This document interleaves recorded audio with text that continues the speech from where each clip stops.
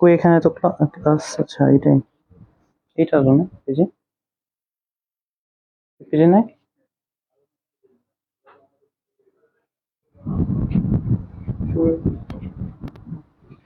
আচ্ছা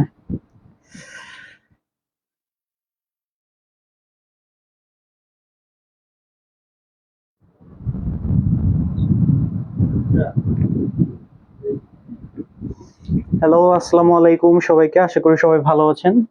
তো সবাইকে শুভ সকাল, তাই না? সকালের শুভেচ্ছা, এবং আশা করি আপনারা সবাই আমাদের সাথে আজকে ক্লাসটি উপভোগ করবেন।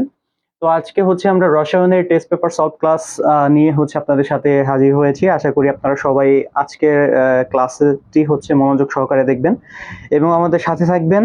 এবং যারা যারা এইচএসসি ক্যান্ডিডেট আছেন, সামনে এক্সাম দিবেন, তাদের হচ্ছে অনুরোধ করব, যারা আপনারা এই ক্লাসটি দেখবেন, আপনাদের যত হচ্ছে ফ্রেন্ড সার্কেল আছে তাদের মধ্যে হচ্ছে আজকের ক্লাসের লিঙ্কটি শেয়ার করে দিন, অথবা তাদের আমাদের পেজে ইনভাইট করুন। এবং আমাদের হচ্ছে কর্নিয়ার যারা স্টুডেন্ট আছেন, তাদের যদি কোনো ছোট ভাই বোন থেকে থাকে যারা এইচএসসি ক্যান্ডিডেট বা হচ্ছে সামনে এইচএসসি পরীক্ষা দিবে, তাদেরকে হচ্ছে আপনারা আমাদের গ্রুপে অ্যাড দিয়ে দিন, অথবা হচ্ছে আপনারা তাদেরকে মেনশন করে দিন, ঠিক আছে? তো আজকে ক্লাসটি পুরোপুরি হচ্ছে আমরা কোশ্চেন পেপার সলভ বা হচ্ছে কোশ্চেন সলভ নিয়ে হচ্ছে হাজির হয়েছে। এই ক্লাসে হচ্ছে আপনাদের ইম্পর্টেন্ট, অর্থাৎ এইচএসসি পরীক্ষার যে বোর্ড প্রশ্নগুলা, কোন ধরনের হচ্ছে প্রশ্ন হতে পারে আপনাদের, এই প্রশ্নগুলো নিয়ে আলোচনা করব।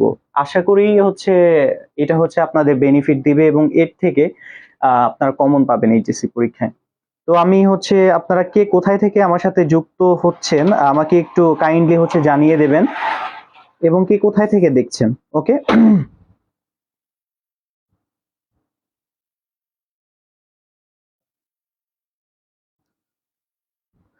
আপনারা কে কোথায় থেকে দেখছেন এবং কে কোথায় থেকে আছেন আমাদের সাথে যুক্ত, আশা করি আপনারা সবাই রেসপন্স করবেন, ঠিক আছে?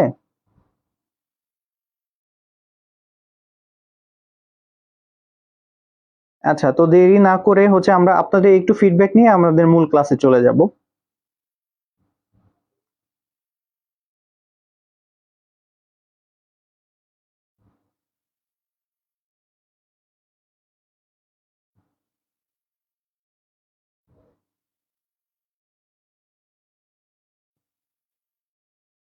আচ্ছা, তো দেরি না করে হচ্ছে আমরা আমাদের মূল ক্লাসে চলে যাই। তো আজকের আলোচ্য বিষয় হচ্ছে গুণগত রসায়ন। তো এইচএসসি পরীক্ষায় গুণগত রসায়ন থেকে স্পেশালি আপনার হচ্ছে দুইটা প্রশ্ন আসে, ঠিক আছে? সব সময় দুইটা প্রশ্ন আসে। একটা হচ্ছে আপনার মনে করেন পরমাণু মডেল সম্পর্কিত প্রশ্ন, আর একটা হচ্ছে দ্রাব্যতা এবং আয়নিক গুণফল বা এরকম ধরনের হচ্ছে কি প্রশ্ন আসতে পারে, ঠিক আছে? অধক্ষেপ পড়বে বা অধক্ষেপ পড়বে কিনা, বা দ্রাব্যতা সংক্রান্ত প্রশ্ন, অথবা হচ্ছে আপনাদের এখান থেকে সিরিজ, যে আমাদের বামার সিরিজ, প্যাস্টিন সিরিজ অথবা লাইম্যান সিরিজ, এই সিরিজ সম্পর্কিত হচ্ছে ম্যাথমেটিক্যাল টার্মগুলো এখানে এসে থাকে। তো মূলত এই গুণগত রসায়নে আপনারা মাথায় রাখবেন যে গুণগত রসায়ন থেকে অলমোস্ট বা ম্যাক্সিমাম হচ্ছে দুইটা প্রশ্ন থাকবে। একটা প্রশ্ন হচ্ছে অধক্ষেপ সংক্রান্ত প্রশ্ন, আর একটা প্রশ্ন হচ্ছে আপনার কোয়ান্টাম সংখ্যা অথবা পরমাণু মডেল সম্পর্কিত প্রশ্ন। তো এই দুইটা প্রশ্নের বাহিরে আশা করি আপনাদের কোনো প্রশ্নই হচ্ছে আসবে না, ঠিক আছে? তো বড় জোর যদি হচ্ছে কোনো ব্যতিক্রম কিছু এসে থাকে, সেটা হচ্ছে আপনাদের বিভিন্ন, আমি দেখলাম অ্যানালাইসিস করে আপনাদের বোর্ড পরীক্ষায় হচ্ছে বিভিন্ন মৌল বা যৌগের আয়ন শনাক্তকরণের একটা পরীক্ষা বা পদ্ধতি, এটা হচ্ছে দেওয়া থাকে গ দাগে। তো বলা যায় হচ্ছে এর বাহিরে আপনাদের কি কোয়ান্টাম সংখ্যা, তারপরে হচ্ছে পরমাণু মডেল, এছাড়া হচ্ছে দ্রাব্যতা, অধঃক্ষেপণের শর্ত ছাড়াও আপনাদের যে ব্যাপারটা পড়তে হবে সেটা হচ্ছে যৌগ, বিভিন্ন মৌল শনাক্তকরণ, ঠিক আছে?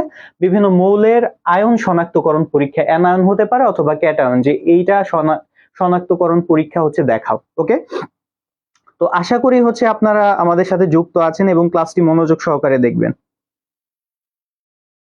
তো দেরি না করে হচ্ছে আমরা শুরু করে দিব। দেখেন এখানে একটা মডেল দেওয়া আছে, ঠিক আছে? সর্বপ্রথম আমাদের কাজ হচ্ছে এইচএসসি পরীক্ষায় অংশগ্রহণের পরে আপনারা যখন প্রশ্নপত্র লিখবেন, তখন হচ্ছে আপনাদের ভাইটাল যে কাজটা, এই ভাইটাল কাজটা হবে প্রথমত আমি প্রশ্ন ভালো করে বুঝবো। অনেকে হচ্ছে প্রশ্ন ভালো করে না পড়ে শুরুতেই হচ্ছে আনসার কি লেখা শুরু করে। অনেকে ভাবে যে না, এটা তো আমি পড়ছি, এটা আমার পুরোপুরি কি কমন আসছে। ওকে, তো দেখেন এই প্রশ্ন যদি মনে করেন আপনারা উদ্দীপকটা ভালো করে না পড়েন, এই একটা পরমাণু মডেল দেওয়া আছে, এখানে বলা হয়েছে হাইড্রোজেন পরমাণু। তো সর্বপ্রথম যে কাজটা এখানে শক্তি স্তরগুলা কাউন্ট করা আমার। তো প্রথম শক্তি স্তর A B C D E, অর্থাৎ টোটাল n ইকুয়াল কত 5, অর্থাৎ প্রধান শক্তি স্তরে কয়টা 5টা স্তর কি এখানে দেওয়া আছে, যেখানে সর্ববহিষ্ঠ শক্তি স্তর হচ্ছে কি আমার ই। ওকে, তো এইখানে হচ্ছে দেখেন একটা হচ্ছে কি বিকিরণ দেওয়া আছে, তাই না? অর্থাৎ কি আমার হচ্ছে সর্ববহিষ্ঠ স্তর থেকে ইলেকট্রনটা হচ্ছে কোথায় দ্বিতীয় স্তর থেকে হচ্ছে কি পঞ্চম স্তরে হচ্ছে কি একটা ইলেকট্রনের হচ্ছে কি স্থানান্তর দেখানো হয়েছে, তাই না? এখন আমরা হচ্ছে কি প্রশ্নে চলে যাই। দেখেন প্রশ্ন কি বলছে, কোয়ান্টাম সংখ্যা কাকে বলে, গ্লুবার লবণের দ্রাব্যতার উপর তাপমাত্রার বৃদ্ধির প্রভাব ব্যাখ্যা করো, কোয়ান্টাম সংখ্যা সময়ের মান হিসাব করে ডি শক্তি স্তরের ইলেকট্রন সংখ্যা কি নির্ণয় করো। ওকে, তাহলে দেখেন কোয়ান্টাম সংখ্যা সময়ের মান হিসাব করে কোন শক্তি স্তর, ডি শক্তি স্তর, তাই না? কোন শক্তি স্তর, ডি শক্তি স্তর। তো আমরা যখন অ্যানালাইসিস করলাম আমরা তখন দেখলাম যে এ মানে হচ্ছে কত, এ এর ভ্যালু 1, বি ইকুয়াল কত 2, সি ইকুয়াল কত 3 এবং ডি ইকুয়াল কত 4। অর্থাৎ আমার n ইকুয়াল 4 এর জন্য কি করতে বলছে, সর্ববহিষ্ঠ শক্তি স্তরে মোট ইলেকট্রন সংখ্যা কি নির্ণয় করতে বলছে। ওকে, তাহলে এই ধরনের প্রশ্ন হচ্ছে কি আমরা বেশি করে সলভ করব। অনেক সময় হয় কি আমরা প্রশ্ন সলভ করি ঠিকই, কিন্তু হচ্ছে না রিভিশন দেওয়ার ক্ষেত্রে পরে হচ্ছে কি আমরা প্রশ্ন ভুলে যাই। সেই ক্ষেত্রে হচ্ছে আপনাদের এটা খুব ভালো করে হচ্ছে আপনারা ট্রাই করবেন, ঠিক আছে? ঘ দাগের প্রশ্নটা দেখি, উদ্দীপকের ইলেকট্রনটির ধাপান্তরে, দেখেন কি বলছে, ধাপান্তরে ওই যে ইলেকট্রনের স্থানান্তর হয়েছে, তাই না, 2 to কত 5, তাহলে সেইখান থেকে সৃষ্ট বর্ণালীর বর্ণ কি রূপ হবে, তাহলে বর্ণালীর কি থাকে, তরঙ্গ দৈর্ঘ্য, বর্ণালীর কি থাকে, তরঙ্গ দৈর্ঘ্য।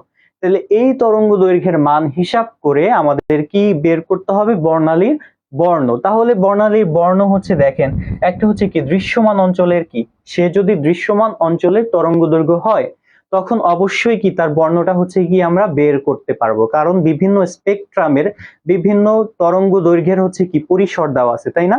এত থেকে এত ন্যানোমিটার কি নীল বর্ণ, এত থেকে এত ন্যানোমিটার সবুজ বর্ণ, এত থেকে এত ন্যানোমিটার লাল বর্ণ। তো এরকম ধরনের কি আমাদের এই প্রশ্নটা আসছে। কোয়ান্টাম সংখ্যা কাকে বলে আমরা চলে যাই, আপনারা তো অবশ্যই পারেন, তো আমরা এইগুলো নিয়ে হচ্ছে কম ডিসকাস করব, ঠিক আছে? আমাদের মূল ফোকাসটা হচ্ছে গ নাম্বার এবং ঘ দাগ, এই দুইটা প্রশ্ন হচ্ছে কি আজকে আমরা সলভ করব। তো যদিও হচ্ছে আমি বলে দিচ্ছি যে কোয়ান্টাম সংখ্যা কাকে বলে। মনে করেন কোয়ান্টাম সংখ্যা হচ্ছে এমন একটা সংখ্যা যে সংখ্যা দ্বারা, ঠিক আছে, যে সংখ্যা দ্বারা কি কোনো অরবিটালের আকার আকৃতি, তাই না? কোয়ান্টাম সংখ্যা হচ্ছে এমন একটা সংখ্যা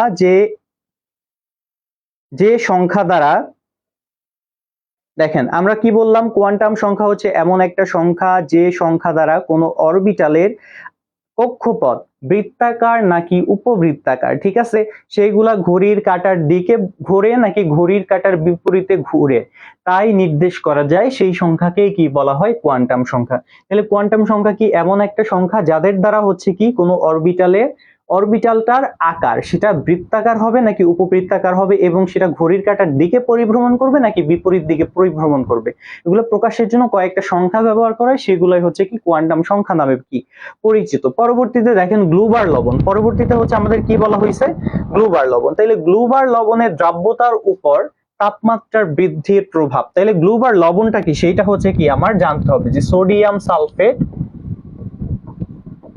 এর সাথে কত 10 অণু কি পানি, তাই না?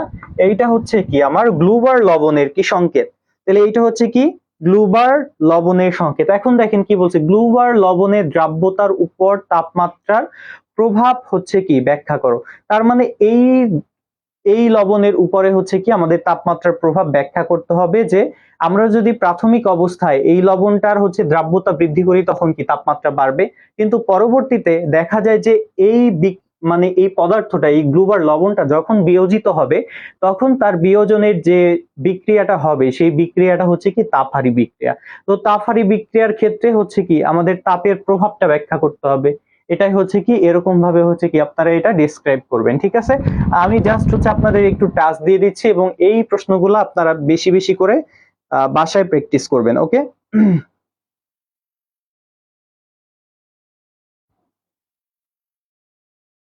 আমার ফোনে একটু প্রবলেম হচ্ছে আপনাদের লাইভ ক্লাসে অ্যাটেন্ড করতে, আপনাদের পেজে, এজন্য হচ্ছে বারবার হচ্ছে আমি থেমে যাচ্ছি।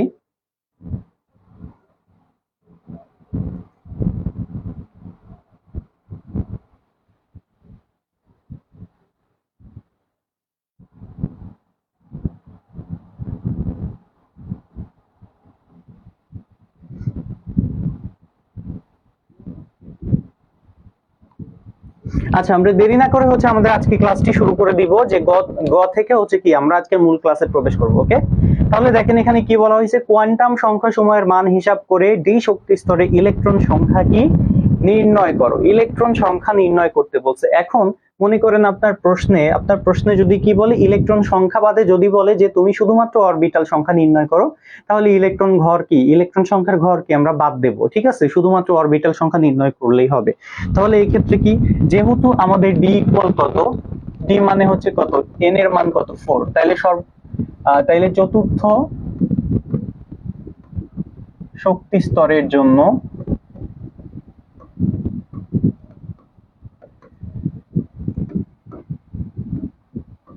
ইলেকট্রন সংখ্যার কি মান, ইলেকট্রন সংখ্যার মান নির্ণয় করা হলো, মনে করে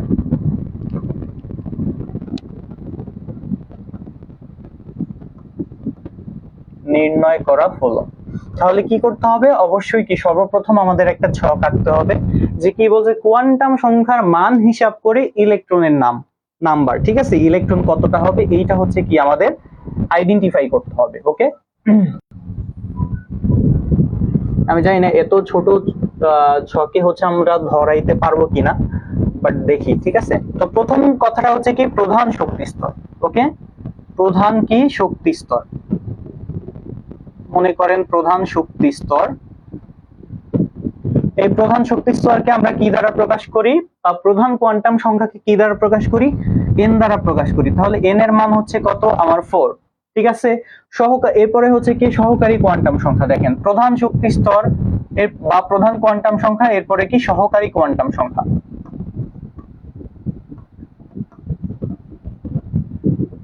সহকারী কোয়ান্টাম সংখ্যা, তাহলে সহকারী কোয়ান্টাম সংখ্যাকে হচ্ছে কি দ্বারা প্রকাশ করি, আমরা এল দ্বারা প্রকাশ করি। ঠিক আছে, যে এল এর মান কি হবে, এস অরবিটালের জন্য একটা, পি অরবিটালের জন্য একটা, ডি অরবিটালের জন্য একটা, এফ অরবিটালের জন্য কি একটা মান। এটা হচ্ছে কি আমাদের এল এর মান। তাহলে যখন মনে করেন এস এর মান কত হবে, যখন এস অরবিটাল, যখন এস এর মান কত 0, বা সহকারী কোয়ান্টাম সংখ্যার মান কত হবে 0। যখন পি অরবিটাল থাকবে তখন হচ্ছে সহকারী কোয়ান্টাম সংখ্যা এল এর মান কত 1। যখন ডি অরবিটাল থাকবে তখন হচ্ছে এর মান হচ্ছে কত 2। আর যখন এফ অরবিটাল থাকবে তখন এর মান হচ্ছে কত 3। ঠিক আছে, তখন এর মান হচ্ছে কত 3। তাহলে দেখেন এটা হচ্ছে কি আমাদের প্রধান শক্তি স্তর, আমাদের কি সহকারী কোয়ান্টাম সংখ্যা। তাইলে সহকারী কোয়ান্টাম সংখ্যার মান হচ্ছে কত, দেখেন 0 1 2 3। 0 কখন হবে, যখন এস অরবিটাল বলবে, যখন এস অরবিটালের কথা বলবে তখন এল এর মান কত হয় 0 হবে। যখন পি অরবিটালের কথা বলবে তখন আমাদের সহকারী কোয়ান্টাম সংখ্যার মান কত হবে, 1 হবে। যখন ডি অরবিটালের কথা বলবে তখন সহকারী কোয়ান্টাম সংখ্যার মান কত হবে, 2 হবে। এবং এফ অরবিটালের কথা বললে আমাদের সহকারী কোয়ান্টাম সংখ্যার মান কি হবে, 3 হবে। পরবর্তীতে হচ্ছে কি, দেখেন আমাদের চৌম্বকীয় কোয়ান্টাম সংখ্যা। ঠিক আছে, চৌম্বকীয় লেখাটা হচ্ছে একটু পেঁচালো হচ্ছে, আপনার যদি কিছু না বুঝেন আমাকে জিজ্ঞাসা করবেন। ঠিক আছে, তাহলে দেখেন পরবর্তীতে কি, চৌম্বকীয় কোয়ান্টাম সংখ্যা, কোয়ান্টাম নাম্বার, মনে করেন কোয়ান্টাম নাম্বার, আমি আর লিখলাম না। তাহলে চৌম্বকীয় কোয়ান্টাম সংখ্যা, তাহলে চৌম্বকীয় কোয়ান্টাম সংখ্যাকে হচ্ছে আমরা কি দ্বারা প্রকাশ করে থাকি, আমরা এম দ্বারা প্রকাশ করে থাকি। কি দ্বারা, এম দ্বারা। যখন এল এর মান 0, দেখেন যখন এল এর মান 0 তখন লাল বা হলুদ, আচ্ছা আচ্ছা ওকে। তাহলে দেখেন যখন চৌম্বকীয় কোয়ান্টাম সংখ্যা এম, যখন চৌম্বকীয় কোয়ান্টাম সংখ্যার মান কত হবে, যখন হচ্ছে আমাদের সহকারী কোয়ান্টাম সংখ্যা এল এর মান 0 হবে, তখন চৌম্বকীয় কোয়ান্টাম সংখ্যার মান এম এর মান কত হবে, দেখেন এম এর মানও কি হবে আমাদের 0 হবে, ঠিক আছে। এম এর মানও কত হবে, 0 হবে। এম এর মান কত, 0। তাহলে 0 হবে, এই 0টা হচ্ছে না লিখে আমরা হচ্ছে এটাকে কি স্পিন কোয়ান্টাম নাম্বার হচ্ছে দ্বারা কি গুণ করতে পারি বা পরবর্তীতেও গুণ করতে পারি। তাহলে মনে করেন যখন এল এর মান 0 তখন কি এম এর মান 0। যখন হচ্ছে কি আমার সহকারী কোয়ান্টাম সংখ্যার মান এল এর মান 1, তখন চৌম্বকীয় কোয়ান্টাম সংখ্যার মান এম এর মান হচ্ছে কত হবে, -1 0 +1, ঠিক আছে। চৌম্বকীয় কোয়ান্টাম সংখ্যা এম, এম এর ভ্যালু ডিপেন্ড করে এল এর ভ্যালুর উপর। এল এর ভ্যালু কত হবে, তাহলে এল সমান 0 হলে এস অরবিটালের মান যদি 0 হয় তখন চৌম্বকীয় কোয়ান্টাম সংখ্যা মান এম এর মান কত হবে, 0 হবে। যখন এল এর মান 1 হবে তখন চৌম্বকীয় কোয়ান্টাম সংখ্যা এম এর মান কত হবে, -1 থেকে +1 পর্যন্ত। তাহলে -1 0 এবং 1। যখন 2 হবে তাহলে 2 পর্যন্ত, তাহলে -2 -1 0 1 2, ঠিক আছে। পরবর্তীতে আসেন যখন 3 হবে তখন কি হবে, -3 থেকে +3 পর্যন্ত। তাহলে -3 -2 -1 0 1 2 3, ওকে। তাহলে এটা হচ্ছে কি চৌম্বকীয় কোয়ান্টাম সংখ্যার মান। প্রধান শক্তি স্তর, সহকারী কোয়ান্টাম সংখ্যা, চৌম্বকীয় কোয়ান্টাম সংখ্যা গেল। এরপরে পরবর্তীতে হচ্ছে কি সবগুলা কোয়ান্টাম সংখ্যার মান হিসাব করতে হবে। তো প্রতি ক্ষেত্রে হচ্ছে কি স্পিন কোয়ান্টাম সংখ্যা, তাই না, স্পিন কোয়ান্টাম সংখ্যা, স্পিন কোয়ান্টাম। তো স্পিন কোয়ান্টাম সংখ্যাকে হচ্ছে আমরা কি দ্বারা প্রকাশ করে থাকি, এস, এস দ্বারা প্রকাশ করে থাকি। সেক্ষেত্রে প্রতি ক্ষেত্রে এর মান কত, প্লাস মাইনাস কত, হাফ, তাই না। প্রতি ক্ষেত্রে মান কত, প্লাস মাইনাস হাফ, এটা কি আমরা দিয়ে দিলাম।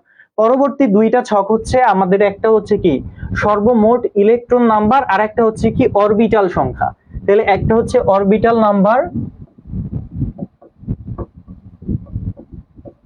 একটা হচ্ছে অরবিটাল সংখ্যা, আর একটা হচ্ছে কি ইলেকট্রন সংখ্যা, ঠিক আছে। একটা অরবিটাল সংখ্যা আর একটা কি ইলেকট্রন সংখ্যা। এখন এই অরবিটাল সংখ্যা ডিপেন্ড করে চৌম্বকীয় কোয়ান্টাম সংখ্যার মানের উপর। তাহলে চৌম্বকীয় কোয়ান্টাম সংখ্যা মান যত হবে অরবিটাল সংখ্যাও কি তত হবে। তাহলে আমার কত, এখানে কত 1, এখানে কত 1টা 2টা 3টা চৌম্বকীয় কোয়ান্টাম সংখ্যা, তার মানে এখানে কত 3, এখানে কয়টা দেখেন 1 2 3 4 5। তাহলে এই স্তরে অরবিটাল কয়টা হবে, 5টা। ডি শক্তি স্তরে, ডি এর উপশক্তি স্তর কত, 5। আপনারা পড়ছেন না যে হচ্ছে যখন রঙিন যৌগ গঠন করে তখন কি ডি অরবিটালের ডিজেনারেট অবস্থা এবং নন ডিজেনারেট অবস্থা কি তৈরি হয়, তখন ডি অরবিটালকে দেখা যায় যে ডি অরবিটালে কি 5টা উপশক্তি স্তর আছে। তাহলে এই যে অরবিটাল সংখ্যা, তাহলে ডি এর কয়টা অরবিটাল সংখ্যা, 5টা, ঠিক আছে। পরবর্তীতে আসেন এফ, তাহলে এফ এর কয়টা, 1টা 2টা 3টা 4টা 5টা 6টা 7টা, তাহলে 7টা। এখন আমরা যদি ইলেকট্রন সংখ্যা বের করতে যাই, ইলেকট্রন সংখ্যা সব বের করার কি একটা সূত্র আছে যে 2 × 12 + 1, ঠিক আছে। আবার হচ্ছে দেখেন, অথবা যদি এখানে ইলেকট্রন সংখ্যা বের করতে চাই আমাদের কি করতে হবে, এই যে হাফের সাথে কি করতে হবে, আমাদের মাল্টিপল করতে হবে, ঠিক আছে। বা হাফের নাম্বার এখানে কত, এখানে মনে করেন প্লাস হাফ মাইনাস হাফ, এটা কি 2 দ্বারা ডিফাইন করা হয়, ঠিক আছে। তাইলে কত, 2 অক্ষে 2, এরপরে কত 3 দুগুণী 6, 5 দুগুণী কত 10, 7 দুগুণী কত 14। তাহলে সর্বমোট আমরা যদি যোগ করি তাহলে হচ্ছে আমরা কত পাবো, এখানে পাবো কত, 7 5 12, 12 আর 3 15, 15 আর 1 কত 16। তাহলে মোট অরবিটাল সংখ্যা হচ্ছে কত, 16। এবং আপনার মোট ইলেকট্রন সংখ্যা হচ্ছে সবগুলা যোগ করে আমরা কত পাই, 10 20 24 30 32। তাহলে সর্বমোট ইলেকট্রন সংখ্যা হচ্ছে কত, 32, ঠিক আছে। এখন দেখেন আমরা চতুর্থ শক্তি স্তরের জন্য ইলেকট্রন সংখ্যার মান কি নির্ণয় করছি, চতুর্থ শক্তি স্তরের জন্য কি ইলেকট্রন সংখ্যার মান হিসাব করছি, তাই না। চতুর্থ শক্তি স্তরের জন্য কি ডি অরবিটালের মান কি, বা ডি শক্তি স্তরের মান হচ্ছে কি আমরা হিসাব করলাম, ওকে। তাহলে দেখেন আমরা এখানে কি n = 4 এর জন্য আমরা এখানে দেখাইলাম n = 4 এর জন্য আমরা কি কি পাই, তাই না।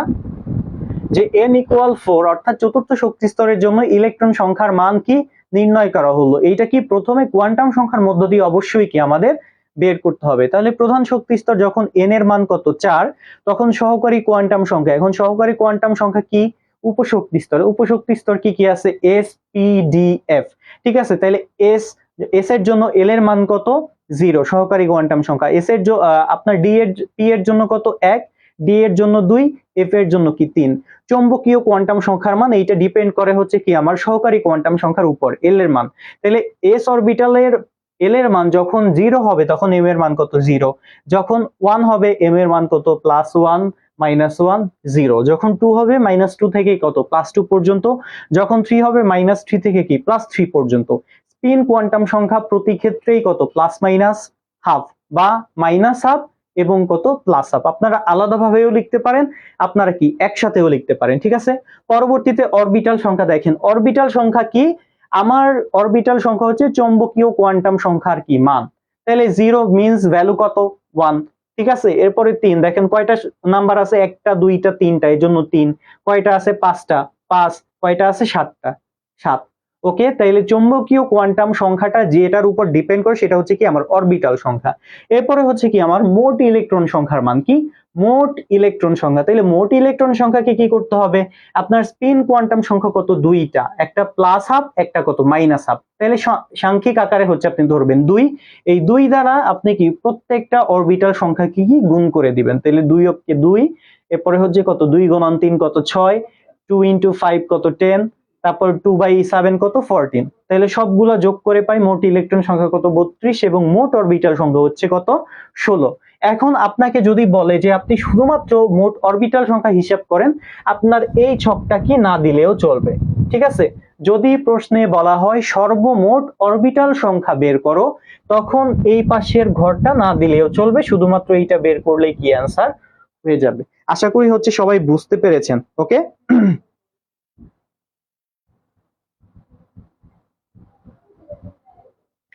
আশা করি আপনারা সবাই বুঝতে পেরেছেন। পরবর্তী প্রশ্নে আমরা চলে যাব।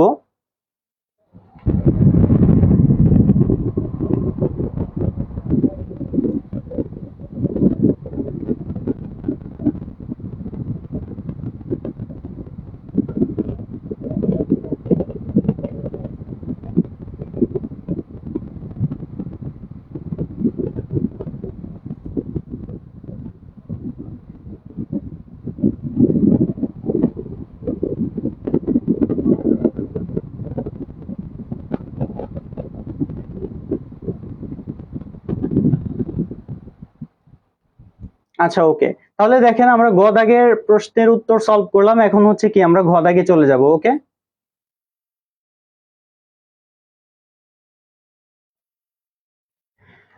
দেখেন ঘ দাগের প্রশ্নের উত্তর কি ছিল, উদ্দীপকের ইলেকট্রনটির ধাপান্তরে, কি বলছে, উদ্দীপকের ইলেকট্রনটির ধাপান্তরে সৃষ্ট বর্ণালীর বর্ণ কেমন হবে, উদ্দীপকের ইলেকট্রনটির ধাপান্তরে সৃষ্ট বর্ণালীটির বর্ণ কি কেমন হবে, ওকে।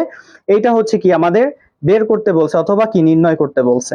তাহলে এখন দেখেন ধাপান্তর, একটা হচ্ছে কি ইলেকট্রন শোষিত হয়, আরেকটা হচ্ছে কি ইলেকট্রন কি বিকিরিত হয়। তাহলে ইলেকট্রনের শোষণ কোনটা, ইলেকট্রনের কি বিকিরণ কোনটা, ওকে।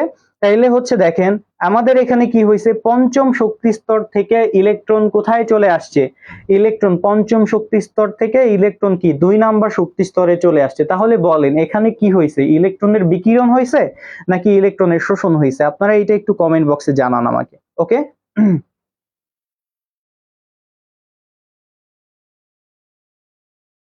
আশা করি হচ্ছে আপনারা সবাই রেসপন্স করবেন। যখন ইলেকট্রনের ধাপান্তর হয়, অর্থাৎ মনে করেন উচ্চ শক্তি স্তর সর্ববহিষ্ঠ শক্তি স্তরের থেকে সর্বনিম্ন শক্তি স্তরের দিকে কি নেমে আসে, তখন তাকে কি বলা হয়, ইলেকট্রনের বিকিরণ নাকি ইলেকট্রনের শোষণ। এটা হচ্ছে আপনাদের কাছে আমার প্রশ্ন থেকে গেল, আশা করি হচ্ছে সবাই অ্যান্সার দিবেন। তাহলে আমরা দেরি না করে হচ্ছে, যেহেতু আমাদের আরো প্রশ্ন আছে, ঠিক আছে, আমাদের আরো প্রশ্ন আছে, আমরা হচ্ছে এই যে ঘ দাগের প্রশ্নটা হচ্ছে কি সলভ করব।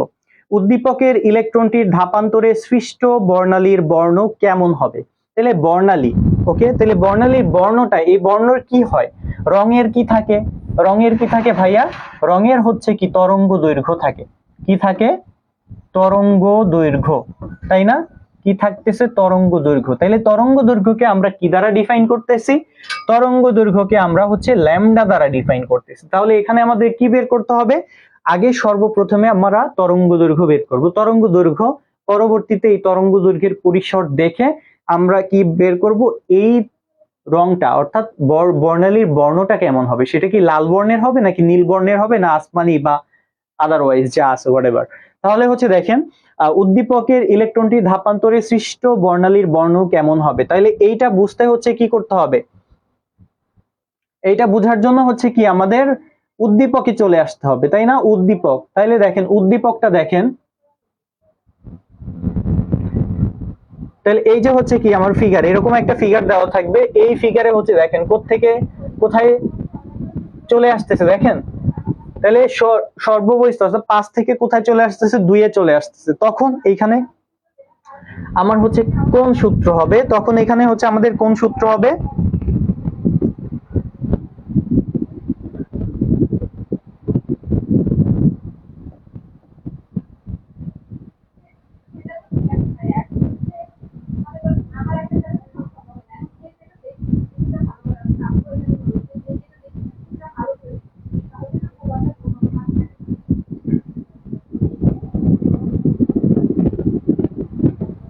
আচ্ছা দেখেন, তো পরবর্তীতে আমরা এটাই চলে যাই, এখানে হচ্ছে আমরা সলভ করি। ওকে,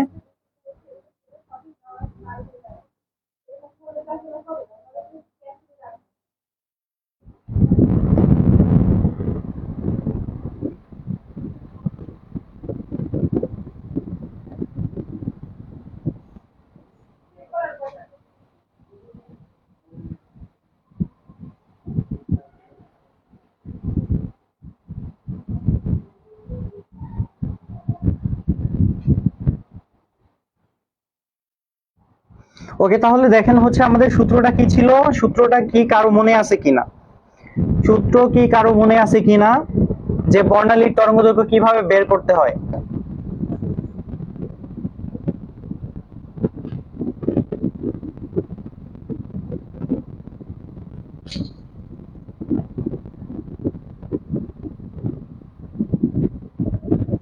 তাহলে দেখেন সূত্রটা হচ্ছে কি 1/λ, সূত্রটা কি দেখেন 1/λ, অর্থাৎ আমরা সূত্র জানতে এই জন্য দেখেন সবকিছুর কি সূত্র পড়তে হবে, ঠিক আছে?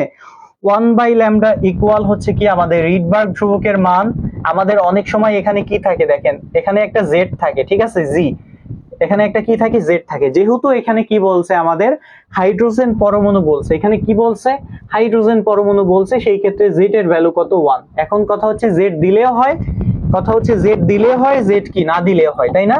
এখন জেড দিলে হয়, জেড না দিলেও হয়, তাইলে আমাদের প্রথম কাজ হচ্ছে সূত্রটা প্রপারলি জানা, কোন সূত্রে যাবে ওই সূত্রের বিভিন্ন মান ভ্যালু সম্পর্কে জানা এবং ওই সূত্রটা প্রপারলি জানা। যেমন অনেকে জানে না যে এখানে একটা কি জেড গুণ করতে হয়, ঠিক আছে, কারণ হাইড্রোজেন পরমাণুর বেলায় ম্যাক্সিমাম হচ্ছে কি প্রশ্নটা দেওয়া থাকে, তো গাইডে ওইভাবেই কি সলভ দেওয়া থাকে।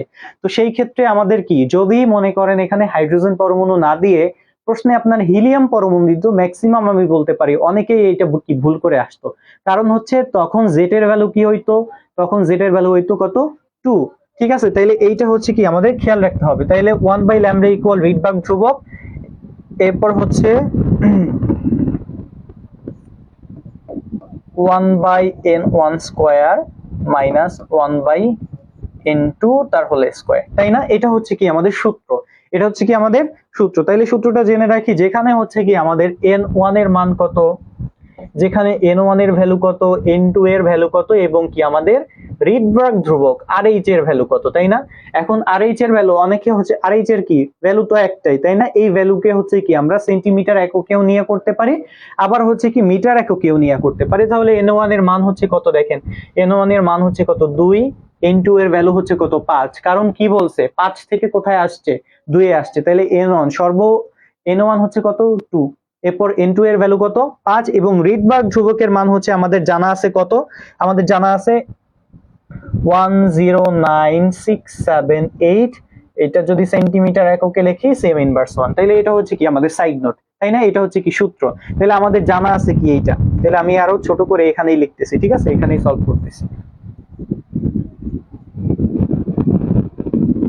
তাহলে হচ্ছে আমাদের ইজি হবে আই গেস। তাহলে সূত্র হচ্ছে 1/λ equal RH 1/n1 square minus 1/n2 তার হোল স্কয়ার। তাহলে হচ্ছে আমাদের দেখেন রিডবার্গ ধ্রুবকের মান কত 109678, আমরা সেন্টিমিটার একক নিয়ে করব, ঠিক আছে? আমাদের n এর মান কত, n1 এর মান হচ্ছে কত 2, তাহলে 2 স্কয়ার মাইনাস 1 বাই কত 5 স্কয়ার, তাহলে আমরা এটা সলভ করলে কত পাই 109678 678 1/4, তাই না? তাহলে হচ্ছে আমরা দেখি একটু ক্যালকুলেটর, 1/4 আসে হচ্ছে আপনার 0.25 এবং 1/5 স্কোয়ার কত 25, তাহলে 0. কত 0.04, তাই না? এখন এটার সাথে হচ্ছে আমাদের কি গুণ করতে হবে 109 কত 678, তাই না? তাহলে পরবর্তী ধাপ হচ্ছে এটা মাল্টিপ্লিকেশন হচ্ছে আপনারা করেন যে 0.25 মাইনাস হচ্ছে 0.04, তাহলে আমাদের আসছে 0.21, 109,678 ইন্টু 0.21 আমাদের আসে 23032.38, তাই না? এটা হচ্ছে আমাদের আসতেছে ভ্যালু। এখন এটাকে কি করতে হবে, যেহেতু এই পাশে কি হচ্ছে আমাদের কি 1/λ আছে, 1/λ ইকুয়াল হচ্ছে দেখেন আমাদের কত 23032 পয়েন্ট কত 38, এটা হচ্ছে কি আমরা পাইলাম, তাই না? এখন 1/λ আছে কিন্তু কি চাইছে ল্যামডার ভ্যালু, তাহলে এটা নিচে মনে করেন কি আছে 1 আছে, দুইটাকে হচ্ছে কি করতে হবে আমাদের চেঞ্জ করে দিই আমরা, তাইলে ল্যামডা ইকুয়াল কত হবে 1/23032 পয়েন্ট কত 38, তাহলে হচ্ছে আমাদের অ্যান্সার কত আসবে 1। আচ্ছা, আপনাদের আমার অ্যাকচুয়ালি ভুল হয়ে গেছে, ক্যালকুলেটর আনলে আসলে সুবিধা হইতো। 23032.38, তাহলে আপনার আমাদের ভ্যালু আসতেছে 4.3417, আর আসতেছে আমরা জাস্ট এইটা নেই, ঠিক আছে 4.31, যেহেতু 3 ঘর তাই না, তরঙ্গ দৈর্ঘ্যের 3 ঘর, তাহলে এটা নিতে হবে না, তাহলে 4.34 ইন্টু 10 ইনভার্স কত 5, এটা হচ্ছে কি ল্যামডার মান। তাহলে এটা থেকে হচ্ছে কি আমরা যদি হচ্ছে কি দুইটা অ্যাড করি বা হচ্ছে আমরা কি লিখতে পারি, বা ল্যামডা ইকুয়াল লিখতে পারি 434 ইন্টু কত 10 ইনভার্স কত 7, অর্থাৎ কি দুইটা অ্যাড করলাম, তাহলে এটা কি একক, তাহলে হচ্ছে কি আমরা সেন্টিমিটার এককে, তাই না? এটা সেন্টিমিটার এককে, তাহলে কি লেখা যায় আবার সেন্টিমিটার থেকে কি ন্যানোমিটারে লেখা যায়, তাইলে কত 434 ন্যানোমিটার। তাহলে ল্যামডার ভ্যালু কত দেখেন, ল্যামডার ভ্যালু হচ্ছে কত 434 ন্যানোমিটার, এখানে 1 ন্যানোমিটার ইকুয়াল কত 10 ইনভার্স কত 7 সেন্টিমিটার, ঠিক আছে? এখানে দেখেন এখানে যে সম্পর্কটা, এই সম্পর্কটা হচ্ছে 1 ন্যানোমিটার ইকুয়াল 10 ইনভার্স 7 সেন্টিমিটার। ওকে, 1 ন্যানোমিটার ইকুয়াল কত 10 ইনভার্স কত 7 সেন্টিমিটার।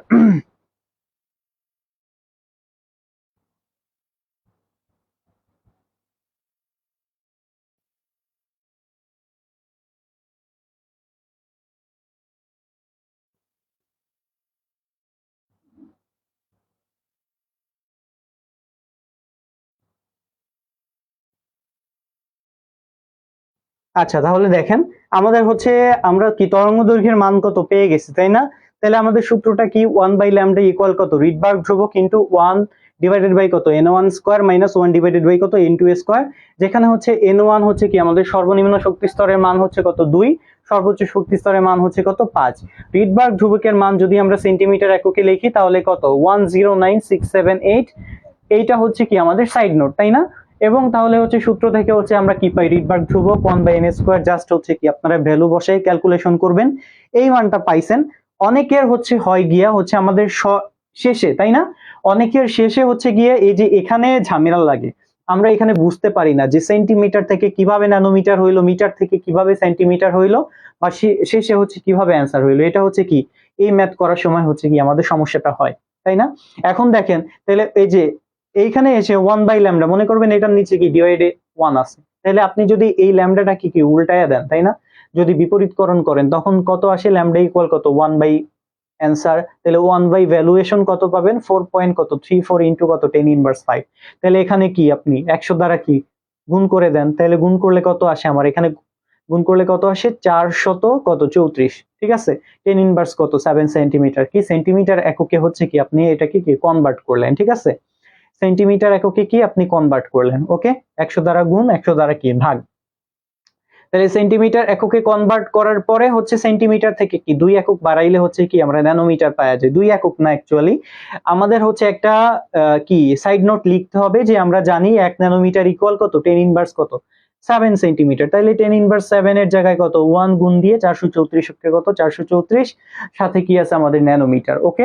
তাহলে আমরা তরঙ্গ দৈর্ঘ্যের পরিসর তো বের করে ফেললাম, তরঙ্গ দৈর্ঘ্যের যে পরিসরটা, এই তরঙ্গ দৈর্ঘ্যের পরিসরটা বের করে ফেললাম, কিন্তু এখানে আমাদের প্রশ্ন ছিল কি, আমাদের প্রশ্ন কি ছিল দেখেন, আমাদের প্রশ্ন ছিল বর্ণালীর বর্ণ কেমন হবে, বর্ণালীর কি বর্ণ, এই বর্ণটা, তাহলে বর্ণালীর বর্ণ কেমন হবে। কথা হচ্ছে আমরা প্রথমে বের করছি, আমরা যেটা বের করছি সেটা হচ্ছে কি বর্ণালীর তরঙ্গ দৈর্ঘ্যের মান, আমরা কি বের করছি বর্ণালীর তরঙ্গ দৈর্ঘ্যের মান। তাহলে বর্ণালীর বর্ণ কেমন হবে, এখন বর্ণালীর বর্ণ হচ্ছে যদি আমরা আইডেন্টিফাই করতে চাই তাহলে অবশ্যই কি করতে হবে, অবশ্যই হচ্ছে কি আমাদের অবশ্যই কি করতে হবে স্পেকট্রাম জানতে হবে, বিভিন্ন তরঙ্গ দৈর্ঘ্যে এত এত রেঞ্জে, যে আপনার দৃশ্যমান তরঙ্গ দৈর্ঘ্য কত 380 থেকে কত 780 ন্যানোমিটার পর্যন্ত বা 760 ন্যানোমিটার পর্যন্ত, তাই না। তাহলে এই 380 থেকে 760 ন্যানোমিটার পর্যন্ত হচ্ছে কোন কোন তরঙ্গ দৈর্ঘ্য আছে এবং তাদের রেঞ্জটা কতটুকু। যেমন ধরেন এখানে আমরা যদি দেখি নীল আলোর তরঙ্গ দৈর্ঘ্যের মান 424 থেকে 450 ন্যানোমিটার পর্যন্ত, 424 থেকে 450 ন্যানোমিটার পর্যন্ত, এটা হচ্ছে কি নীল আলোর, ঠিক আছে। এটা কি নীল আলোর কি তরঙ্গ দৈর্ঘ্যের মান, এটা কি নীল আলোর তরঙ্গ দৈর্ঘ্যের কি পরিসর। তাহলে আমাদের যে মানটা বের হয়েছে এই মানটা কত 434 ন্যানোমিটার। এই মানটা দেখেন কি এই মানের মধ্যে আছে না, 424 থেকে কি 450 ন্যানোমিটারের মধ্যে আছে না। সুতরাং এটা হচ্ছে কি বর্ণালীর বর্ণ কেমন হবে, বর্ণালীর বর্ণ হচ্ছে কি হবে নীল হবে। তাহলে সবশেষে হচ্ছে কি লিখতে হবে, যেহেতু আমাদের দৃশ্যমান তরঙ্গ দৈর্ঘ্যর নীল বর্ণের কি তরঙ্গ দৈর্ঘ্যের পরিসর 424 থেকে 450 ন্যানোমিটার, সুতরাং বর্ণালীর বর্ণ কি হবে নীল হবে, ঠিক আছে। বর্ণালীর বর্ণ কেমন হবে নীল হবে। আশা করি হচ্ছে আপনারা সবাই বুঝতে পারছেন, আশা করি সবাই বুঝতে পেরেছেন, ওকে। যারা আমাদের সাথে যুক্ত আছেন বা হচ্ছে দেখছেন, আবারও হচ্ছে আপনাদেরকে বলবো আজকের মূল্যবান ক্লাসটি হচ্ছে শেয়ার করে দিন যারা হচ্ছে এইচএসসি ক্যান্ডিডেট আছে, ঠিক আছে। তাহলে আপনারা একটু হইলেও কি আপনারা উপকৃত হবেন, কারণ এই প্রশ্নগুলাই কি বারবার হচ্ছে কি আমাদের বোর্ড পরীক্ষায় হচ্ছে কি রিপিট হয়। অর্গানিক কেমিস্ট্রি বাদে বাকি যে প্রশ্নগুলো আছে দেখেন, এখন আমাদের মূল একটা ল্যাকিংস হচ্ছে কি organic chemistry, but organic chemistry apart from আপনি যদি কেমিস্ট্রিতে প্লাস পাইতে চান অবশ্যই কি করতে হবে আপনার কোশ্চেন ব্যাংক খুব ভালো করে, অর্থাৎ বোর্ড প্রশ্ন যেগুলো আছে এই বোর্ড প্রশ্নগুলো খুব ভালো করে সলভ করতে হবে। কারণ দেখেন হয় কি প্রশ্নের গতানুগতিক ধারা একই থাকে কিন্তু আপনার একটু হয়তো চেঞ্জ করে দিবে প্রশ্নের স্টাইলটা, এটাই আর কিছুই না। সুতরাং এই প্রশ্নগুলো একাধিকবার যদি আপনারা ট্রাই করেন আশা করি কমন পাবেন, ওকে। তাহলে আমরা কি একটা প্রশ্নের অ্যান্সার কি সমাধান করলাম, পরবর্তীতে কি আমরা চলে যাই নেক্সট প্রশ্নে চলে যাচ্ছি, ঠিক আছে।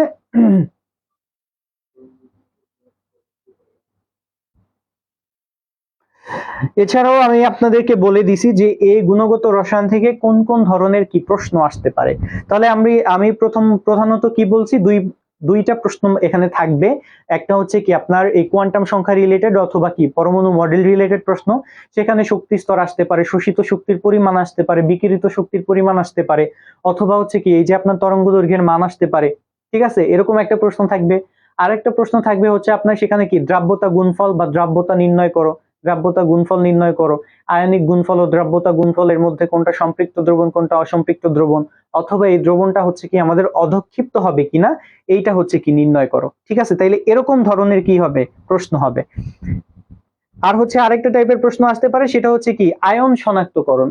আয়নের মধ্যে কি ক্যাটায়ন আছে অ্যানায়ন আছে, এখন একটা বিক্রিয়া দিয়ে দিল, এই বিক্রিয়া অজানা একটা আয়ন সোডিয়াম আয়ন, তাহলে সোডিয়াম আয়ন কি তুমি কিভাবে শনাক্ত করবা, এই শনাক্তকরণের কি পরীক্ষা লেখো। এরকম ভাবে হচ্ছে কি বোর্ড পরীক্ষায় কি প্রশ্ন হতে পারে, ওকে।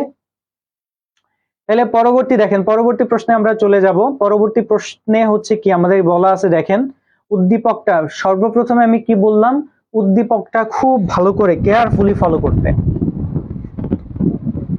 তাহলে দেখেন এখানে কি বলছে 25 ডিগ্রি সেলসিয়াস, তাপমাত্রা দেওয়া আছে 25 ডিগ্রি, এখানেও 25, এখানেও 25। আমাদের এখানে কি দেখেন, আয়তন আলাদা, আয়তন আলাদা, দ্রবণের ঘনমাত্রা আলাদা, দ্রবণের ঘনমাত্রা আলাদা। তাহলে এগুলো আগে কি খেয়াল করে নেবেন খুব ভালো করে। তাহলে 25 ডিগ্রি সেলসিয়াস পাত্র 1, পাত্র 2, দুইটারই তাপমাত্রা সেম। বলছে আয়তন 60 ml আয়তন, 40 ml আয়তন, am এর দ্রবণের ঘনমাত্রা কত, 0.4 মোলার, ঠিক আছে। আর XB দ্রবণের ঘনমাত্রা কত, 0.2 মোলার। যেখানে 25 ডিগ্রি সেলসিয়াস তাপমাত্রায় আমাদের দ্রাব্যতা গুণফল KSP এর মান দেওয়া আছে 1.84 × 10 ইনভার্স 8, ঠিক আছে। KSP এর মান দেওয়া আছে কত, 1.84 × কত, 10 ইনভার্স 8। তাহলে এইটা থেকে হচ্ছে দেখিয়ে এবারে হচ্ছে আমাদের প্রশ্নে কি দিছে। ওকে, আমাদের প্রশ্নটা কি করছে, উদ্দীপক তো আমরা পড়লাম, হুন্ডের নিয়মটি লেখো। দেখেন হুন্ডের নীতি, এখান থেকে কদাক খদাক প্রশ্ন যতগুলা হচ্ছে কি আমাদের নীতি আছে বা যতগুলা হচ্ছে কি সূত্র আছে, যেমন আউবাও এর কি নীতি, হুন্ডের নীতি, তারপর হচ্ছে আপনার হচ্ছে কি পলির কি বর্জন নীতি, আমরা বলি আপনারা বলেন পাউলি, বাট প্রোনাউন্সিয়েশনে কি পলির বর্জন নীতি, হুন্ডের নিয়মটি লেখো, আউবাও নীতিটা কি, তাই না। এই নীতিগুলা হচ্ছে খুব বা নিয়মগুলা খুব ভালো করে পড়তে হবে।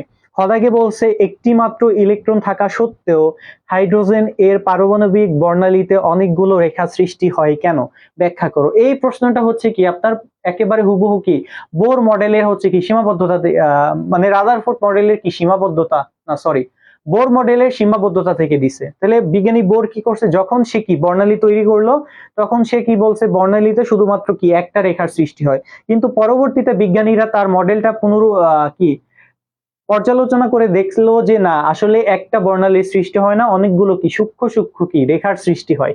তাহলে ওই সীমাবদ্ধতা থেকে কি এই প্রশ্নটা আসছে।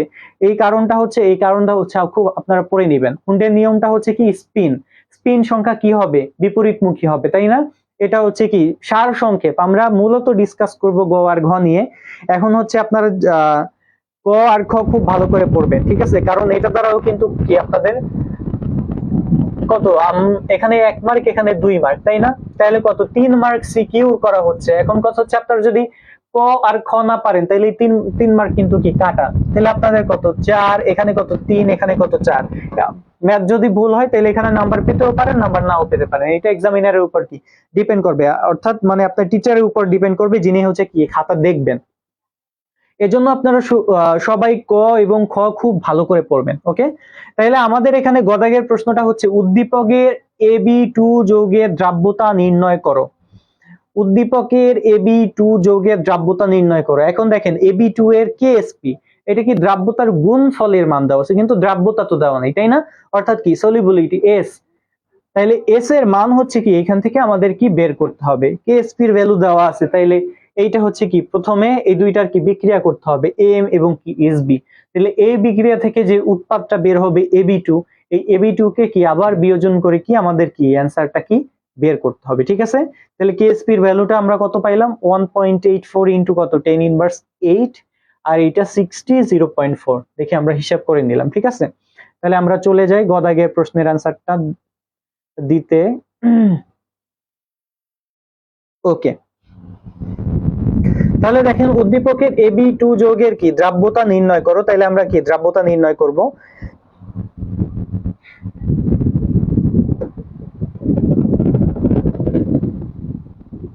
আচ্ছা, তাইলে এখানে কি Ab2, তাই না। Ab2 আমরা প্রথমে বললাম Ab2 কে আমাদের কি করতে হবে, বিয়োজন করতে হবে। কি করতে হবে, বিয়োজিত করতে হবে। তাহলে বিয়োজিত করলে হচ্ছে আমরা কত পাই, A2 প্লাস এবং কত 2B মাইনাস, তাই না। 2B মাইনাস, এখানে হচ্ছে কি আপনারা এগুলা দিবেন, আমি দিলাম না, যে কোনটা সলিড, কোনটা হচ্ছে কি অ্যাকুয়া বা কোনটা জলীয় দ্রবণ, ঠিক আছে, এগুলো হচ্ছে কি আপনারা দিয়ে নেবেন। তাহলে আমরা কি সর্বপ্রথম কাজ হচ্ছে এদেরকে কি আমরা বিয়োজিত করব। তাহলে বিয়োজন করলাম, এখানে সাইড নোট হচ্ছে, সাইড নোটও দিতে পারেন, অথবা কি এখানেও হচ্ছে কি আপনারা লিখতে পারেন যে ধরি Ab2 এর কত দ্রাব্যতা হচ্ছে কত S, মোল পার কত লিটার, ঠিক আছে। তাহলে Ab2 এর মনে করেন ধরি Ab2 এর দ্রাব্যতা সমান সমান S মোল পার কত লিটার, তাই না, S মোল পার কি লিটার। তাহলে এক্ষেত্রে হচ্ছে আমাদের KSP এর ভ্যালুটা কত হয়, এই দুইটা কি গুণ করতে হবে। তাহলে দ্রাব্যতা গুণফল KSP ইকুয়াল কত,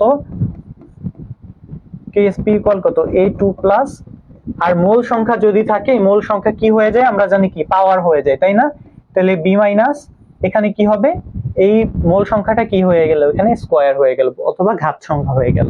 তাহলে এখন দেখেন এর ভ্যালু এখানে কি প্রত্যেকের কি দ্রাব্যতা ধরছিলাম না এস মোল পার লিটার, তাহলে এর ক্ষেত্রে কত 2, এইটার ক্ষেত্রে কত 2s, এই যে এখানে কত 2b দিতে হবে ঠিক আছে, তাহলে কত হবে b, তাহলে b কত 2s, ওর যদি s হয় তাহলে ওর কত s আর ওর কত হবে 2s ঠিক আছে। AB2 এর দ্রাব্যতা যদি s মোল হয় ওর কত s, ওর হচ্ছে কত 2s, তাহলে ওর হচ্ছে s ইনটু ওর হচ্ছে কত 2s স্কয়ার। তাহলে এখান থেকে হচ্ছে আমরা কি পাই 2 দুগুণে কত 4s স্কয়ার, এর সাথে গুণ করলে কত 4s কিউব। তাহলে আমাদের অ্যানসার কি s বের করতে হবে। তাহলে পরবর্তীতে চলে আসেন, তাহলে হচ্ছে KSP ইকুয়াল 4s কিউব বা s ইকুয়াল আপনার KSP বাই 4 ঘনমূল, তাই না? এটা হচ্ছে কি আমাদের অ্যানসার। এখন অ্যানসারটা আমরা দেখি যে কত হবে।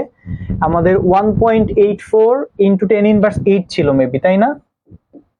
1.84 আমার এখন মনে আছে 10 ইনভার্স 8 কে হচ্ছে কি 4 দ্বারা ভাগ করব এবং ঘনমূল বের করলেই হচ্ছে কি আমাদের অ্যানসার এসে যাবে। তো আমরা একটু দেখি অ্যানসারটা হচ্ছে কত আসে।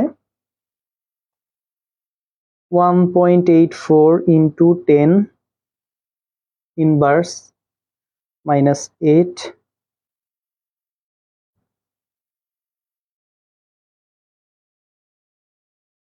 ভাগ 4, 4.6 into 10 minus 9 থেকে কিউব করতে হবে।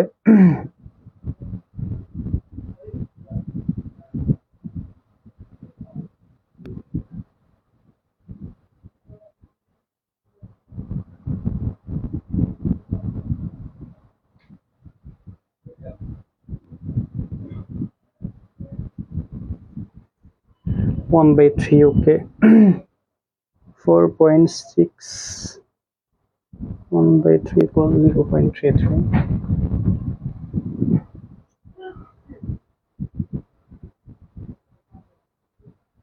into 10 inverse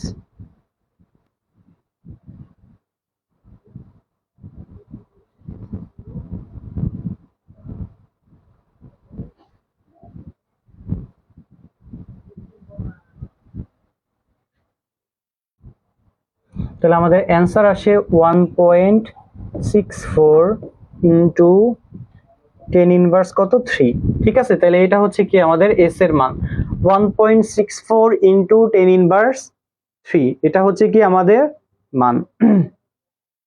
তাহলে এখানে কি হবে এই মানটা কি হবে একক, এককটা কি মোল পার কিলোলিটার। তাইলে এই দ্রাব্যতার একক হচ্ছে কি আপনারা দিতে অনেক সময় ভুলে যান, এটা মাথায় রাখতে হবে। তাহলে দেখেন উদ্দীপকের হচ্ছে কি আমরা যেটা আমাদের বলছে যে AB2 যৌগের কি দ্রাব্যতা, তাইলে AB2 যৌগটা সরি তাহলে AB2 যৌগটা কি করলাম সর্বপ্রথম কি আমরা বিয়োজিত করলাম। তাহলে বিয়োজিত করলে কি আমাদের দুইটা কি আয়ন ধনাত্মক আয়ন বা ক্যাটায়ন অ্যানায়নে কি এরা বিভক্ত হয়ে গেছে। তো এখন আমরা কি ধরে নিয়েছি AB2 যৌগের দ্রাব্যতা হচ্ছে কত s মোল পার লিটার, সেক্ষেত্রে a এর ভ্যালু হচ্ছে কত s আর এখানে কত মোল সংখ্যার সাথে কি আমাদের গুণ হয়েছে ঠিক আছে কত, তাহলে কত 2s। এরপর KSP এর ভ্যালু আমাদের কি ওই যে আপনার ভরক্রিয়া সূত্র অনুসারে তাই না, কত A2 ইনটু কত B ইনভার্স, এখানে কি হয়েছে মূল সংখ্যা হচ্ছে কি হয়ে গেছে আমাদের স্কয়ার হয়ে গেছে। তাহলে এর ভ্যালু কত ধরছিলাম s, এইটা কত 2s তার উপর কত স্কয়ার, তাহলে হচ্ছে আমাদের টোটাল কত হইলো 4s কিউব। তাহলে KSP ইকুয়াল কত 4s কিউব। KSP এর ভ্যালু তো দেওয়াই ছিল, যে দেওয়া ছিল AB2 এর KSP, যে কে দেওয়া ছিল এটা লিখতে হবে ঠিক আছে, যে দেওয়া আছে AB2 যৌগের দ্রাব্যতা গুণফল KSP এর মান হচ্ছে 1.8 ইনটু বা 1.84 ইনটু 10 ইনভার্স হচ্ছে আপনার 8 ঠিক আছে এইটা। তাহলে এক্ষেত্রে KSP বা এটা আমরা সাইড পরিবর্তন করলাম 4s কিউব ইকুয়াল কত KSP বা 4 কি হয়ে গেছে ভাগ হয়ে গেছে, কিউবটা ওই পাশে কি ঘনমূল হয়ে গেছে। এখন আপনারা যদি নরমাল ক্যালকুলেশন করেন তাহলে হচ্ছে অ্যান্সার বের হবে 1.64 থেকে বা একটু বেশি, ঠিক আছে, 7ও আসতে পারে। 1.64 ইন্টু কত, 10 ইনভার্স 3 মোল পার লিটার। এটা হচ্ছে কি আমাদের অ্যান্সার, এটা হচ্ছে কি আমাদের অ্যান্সার।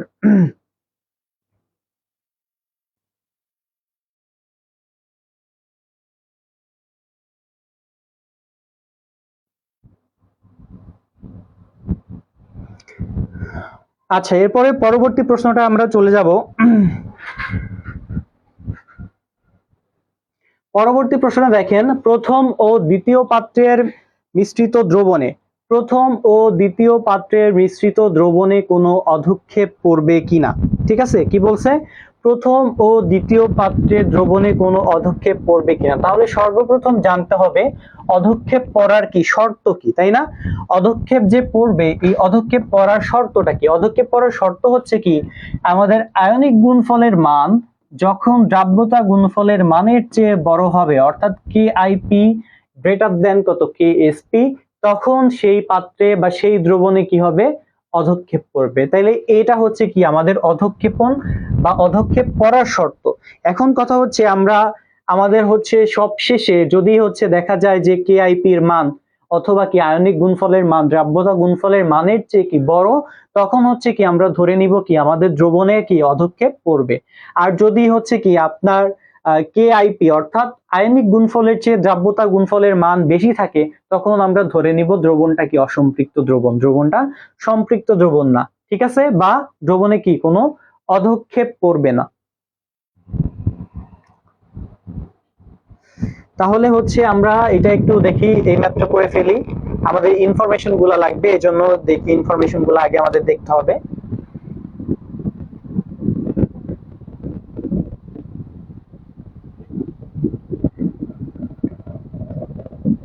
তাহলে আপনাদের বলছে 25। আচ্ছা, আমি একটা ছবি তুলে নিয়ে আমার ক্ষেত্রে হচ্ছে ক্যালকুলেশন করতে সুবিধা হবে। তাহলে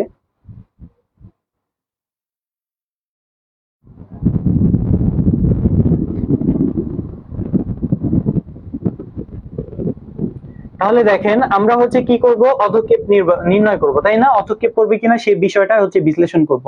তো এইটা যদি হচ্ছে আমরা অ্যানালাইসিস করতে যাই, এটা যদি হচ্ছে কি আমরা দেখতে যাই, তখন হচ্ছে আমাদের কি করতে হবে, অবশ্যই এখানে যে কি মান দেওয়া ছিল, তাই না, এই মানটা হচ্ছে কি আমাদের লাগবে। আচ্ছা, তাহলে হচ্ছে দেখেন, পাত্র 1 ও পাত্র B এর ক্ষেত্রে কি আমাদের সর্বপ্রথমে হচ্ছে কি আমাদের বিক্রিয়া দেখাইতে হবে, তাই না? তাহলে বিক্রিয়াটা হচ্ছে এ পাত্রের 1 নং দ্রবণের হচ্ছে 1 নং দ্রবণে কি ছিল, M, এবং 2 নং পাত্রে কি ছিল, 2 নং পাত্রে হচ্ছে কি আপনার XB ছিল, তাই না? এবং এদের সাথে যদি হচ্ছে কি আমরা বিক্রিয়া করি, বিক্রিয়া করলে হচ্ছে আমরা পাই AB2 এবং কত, X2M। যখন X2M পাবো তখন হচ্ছে আমাদের এইটা কি করতে হবে, সমতা করতে হবে। তাহলে এখানে কি করতে হবে, 2 দ্বারা কি গুণ করে নিতে হবে। তো এই ক্ষেত্রে হচ্ছে কি মিশ্রিত দ্রবণের হচ্ছে কি আয়নের ঘনমাত্রা বের করতে হবে, যেহেতু কি AB2, তাই না? এর কি দেখেন, প্রশ্ন হচ্ছে ওর KSP দেওয়া ছিল, ওর আয়নিক গুণফল দেওয়া ছিল, সুতরাং ওরই হচ্ছে কি আয়নিক কি মানে ওর দ্রাব্যতা গুণফল দেওয়া ছিল, ওর কি আয়নিক গুণফল কি হচ্ছে আমাদের বের করতে হবে। তাহলে আয়নিক গুণফল বের করার ক্ষেত্রে কি মিশ্রিত দ্রবণের A2 এর ঘনমাত্রা এবং কত B2 এর কি ঘনমাত্রা কি নির্ণয় করতে হবে, তাই না? B- এর ঘনমাত্রা বের করতে হবে। তাহলে A2 আয়নের ঘনমাত্রা বা মিশ্রিত দ্রবণে A2 এর ঘনমাত্রা। তাহলে ঘনমাত্রার সূত্র কি, ঘনমাত্রার সূত্র হচ্ছে কি আপনারা পড়ে আসছেন না? তাহলে সেই ক্ষেত্রে হচ্ছে কি আমাদের দ্রবণের হচ্ছে কি V1 S1 V2 V2 S2। তাহলে এটা হচ্ছে কি আমাদের সূত্র। তাহলে এই ক্ষেত্রে কি আমরা বের করতেছি, তাহলে S2 equal V1 S1 divided by কত, V2। তাহলে আমরা যদি সাইড নোট লিখি, সাইড নোটে হচ্ছে আমরা কি পাই, V1। তাহলে V1 এর ভ্যালু কত, 60। V1 হচ্ছে কত, 60 ml। আমাদের S1 হচ্ছে কত, 0.4। ওকে, এবং V2 কত, দুইটার হচ্ছে কি আমাদের আয়তন কি যোগ করতে হবে। তাহলে 60 প্লাস কত, 40, তাহলে কত, 100 ml। তাহলে আমরা যদি ক্যালকুলেশন করি এখন, তাহলে কত, 60 ইন্টু 0.4 ডিভাইডেড বাই 100 ml, তাহলে হচ্ছে আমাদের কত আসে, এটা একটু আমাদের ক্যালকুলেশন করে করতে হবে। তাহলে 60 ইন্টু 0.46, আচ্ছা 0.4, ওকে, ডিভাইড বাই 100, তাহলে আমাদের কত আসে 0.24, 0.24, ওকে। তাহলে এইটা হচ্ছে কত A2 এর ঘনমাত্রা। পরবর্তীতে কত কি বের করতে হবে আমার সরি, পরবর্তীতে হচ্ছে কি আমাদের বি আয়নের কি ঘনমাত্রা বের করতে হবে, তাই না? তাহলে মিশ্রিত দ্রবণে বি এর ঘনমাত্রা, বি এর ঘনমাত্রা সেম, তাইলে সেক্ষেত্রে কত H2 ইকুয়াল কত, সেম সূত্র V1 S1 ডিভাইডেড বাই কত V2, তাহলে V2 এর মান উভয় ক্ষেত্রে কি একই জিনিস 100, তাই না? আর V2 হচ্ছে কি ভলিউম 2, তাহলে ভলিউম V1, আচ্ছা V1 হচ্ছে কত, তাইলে এখানে কত 40, আর S1 কত দেওয়া ছিল, S1 হচ্ছে আমাদের দেওয়া ছিল 0.2, তাইলে 0.2 ক্যালকুলেশন করে দেখি হচ্ছে আমাদের অ্যান্সার কত আসে, 40 ইন্টু 0.2, 8/100, তার মানে কত 0.08, তার মানে এটা হচ্ছে কি S2 অর্থাৎ কত বি আয়নের ঘনমাত্রা এত, এ আয়নের কি ঘনমাত্রা এত, তাই না? এখন হচ্ছে এটাকে যদি কি আমরা ওই যে বিয়োজিত করি, আগে কি বিয়োজিত করছিলাম না, যে AB2 কে কি বিয়োজিত করে কি পাই, বিয়োজিত করে কি পাই A2 প্লাস এবং কি এইটা মাইনাস, তাই না? বি আয়ন অর্থাৎ 2B মাইনাস। তো এই ক্ষেত্রে হচ্ছে কি আমাদের এই ক্ষেত্রে আয়নিক গুণফলের সূত্র বা ভরক্রিয়া সূত্র অনুসারে হচ্ছে কি পাই আমরা কেআইপি, তাহলে কেআইপি কত হবে A2 প্লাস গুণ কত আমাদের বি মাইনাস, এটা কি হবে আমাদের স্কয়ার হয়ে গেল, তাহলে A2 এর ভ্যালু হচ্ছে আমাদের কত দেখেন 0.24,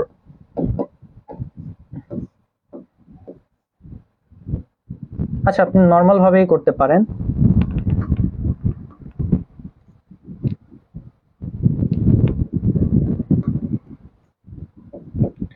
তাহলে 0.24 ইন্টু 0.08 স্কয়ার, তাহলে হচ্ছে আমরা কত পাই দেখব,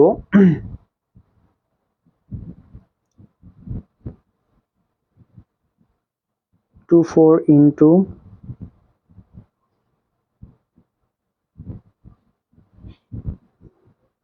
তাহলে 1.536 ইন্টু 10 ইনভার্স 3, 10 ইনভার্স 3, ওকে, মোল এটা। তাহলে দেখেন এইটা হচ্ছে কি আমাদের কেআইপি, এই ভ্যালুটা হচ্ছে কি আমাদের কেআইপির মান। তো আমরা প্রথমে বলছিলাম অধক্ষেপ বের করার হচ্ছে কি একটা শর্ত আছে, কি অধক্ষেপ বের করার একটা কি শর্ত আছে, এই শর্তটা হচ্ছে কি আমাদের আয়নিক গুণফলের মান যখন হচ্ছে কি আয়নিক গুণফলের মান যখন দ্রাব্যতা গুণফলের মানের চেয়ে বেশি হবে, আয়নিক গুণফলের মান যখন দ্রাব্যতা গুণফল মানের চেয়ে বেশি হবে তখন কি, তখন অধক্ষিপ্ত হবে, ঠিক আছে, তখনই কি দ্রবণে অধক্ষেপ করবে। তাহলে দেখেন এই মান দুইটা কম্পেয়ার করে কি পাই, আগে কত ছিল আপনার 1.84, তাই না? কেএসপি এর ভ্যালু আগে কত ছিল 1.84 ইনটু 10 ইনভার্স কত 8, এখন দেখেন এর তুলনায় কেআইপি এর ভ্যালু কত আসছে 1.536 ইনটু কত 10 ইনভার্স কত 3, এটা আসছে না? তাহলে এখন এই কেআইপি এর চেয়ে বা কেএসপি এর চেয়ে এখন কোনটা বড়, অবশ্যই কি কেআইপি এর কি, তাহলে কেআইপি গ্রেটার দ্যান হচ্ছে কত আমার কেএসপি, তাহলে বলা যায় হচ্ছে কি দ্রবণে অধক্ষেপ করবে, তাহলে কি বলা যায় দ্রবণে অধক্ষেপ কি পড়বে, ঠিক আছে। তাহলে এখন দেখেন এই যে দ্রবণে অধক্ষেপ পড়বে, এই অধক্ষেপ পড়ার কি শর্তটা আমাদের কি আইডেন্টিফাই প্রথমে করতে হবে, পরবর্তীতে হচ্ছে আমাদের দেখতে হবে আমাদের উভয় পাত্রে হচ্ছে কি ঘনমাত্রা দেওয়া আছে কিনা, ঠিক আছে। মোর বড় কথা এর পরেও যদি বড় কথা থাকে, তাই না, আমরা বলতে পারি মোর বড় কথা, তো কথা হচ্ছে এই বড় কথাটা হচ্ছে আমাদের দ্রাব্যতা গুণফলের মান দেওয়া আছে কিনা, তাই না? তাহলে কথা হচ্ছে দ্রাব্যতা গুণফলের মান যদি না দেওয়া থাকে তাহলে কথা হচ্ছে এই আয়নিক গুণফল বের করে আমরা কার সাথে তুলনা করব, তাহলে আগে দেখতে হবে উদ্দীপকে কি দ্রাব্যতা গুণফলের মান দেওয়া আছে কিনা, যদি না দেওয়া থাকে তাহলে সেক্ষেত্রে কি করতে হবে আমাদের কি আগে কি দ্রাব্যতা গুণফলের কি মান বের করতে হবে। সেক্ষেত্রে প্রশ্নে আপনার বলা থাকতে পারে যে আপনার এই পাত্রের দ্রাব্যতা হচ্ছে এত, তাহলে আপনার কি বের করতে হবে সেই ক্ষেত্রে ওই পাত্রটার কি দ্রাব্যতা বা ওই যৌগের কি দ্রাব্যতা গুণফল হিসাব করতে হবে আগে, ঠিক আছে। দ্রাব্যতা গুণফল হিসাব করে দেন হচ্ছে আপনার কি বের করতে হবে, আয়নিক গুণফলে কি মান বের করতে হবে। এরপরে দুইটার কম্পেয়ার করবেন, দুইটার কম্পেয়ার করে হচ্ছে আপনারা দেখবেন যে আসলে অধক্ষেপ পড়বে বা পড়বে কিনা। ওকে, তাহলে দেখেন এই দুইটা যে আমরা বললাম যে কি কি গুরুত্বপূর্ণ, তাই না, বা কি কি আসার মতো আছে, এগুলা হচ্ছে কি আপনাদের আসতে পারে। এখন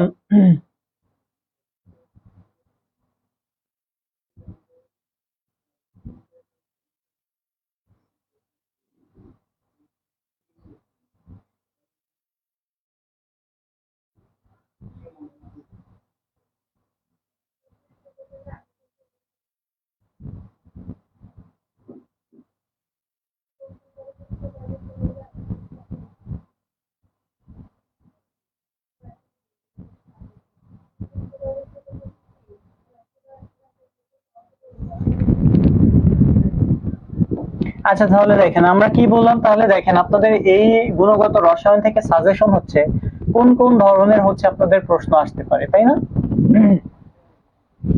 তাহলে দেখেন এখানে হচ্ছে প্রথমেই আমরা বললাম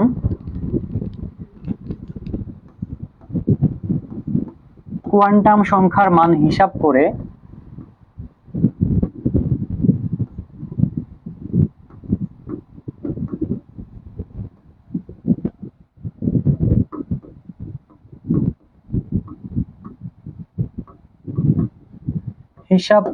অরবিটাল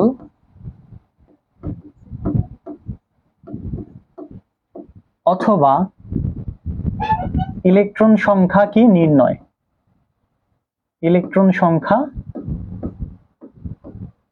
নির্ণয়। ওকে, এই একটা। দুই নম্বরে হচ্ছে আপনার বর্ণালী তরঙ্গ দৈর্ঘ্য হিসাব করো।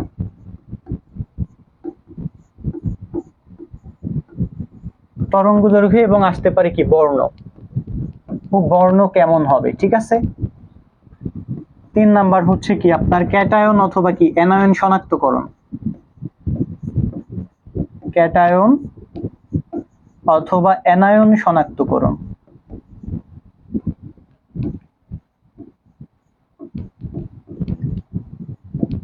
তাই না, ক্যাটায়ন অথবা কি অ্যানায়ন শনাক্তকরণ। চার নম্বরে হচ্ছে দেখেন, তো প্রথমে কি বললাম কোয়ান্টাম সংখ্যার মান হিসাব করে অরবিটাল অথবা ইলেকট্রন সংখ্যা নির্ণয়।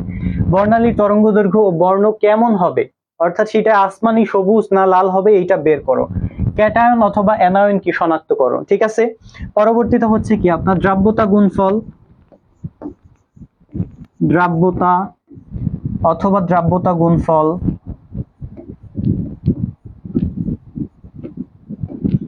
অধক্ষেপ,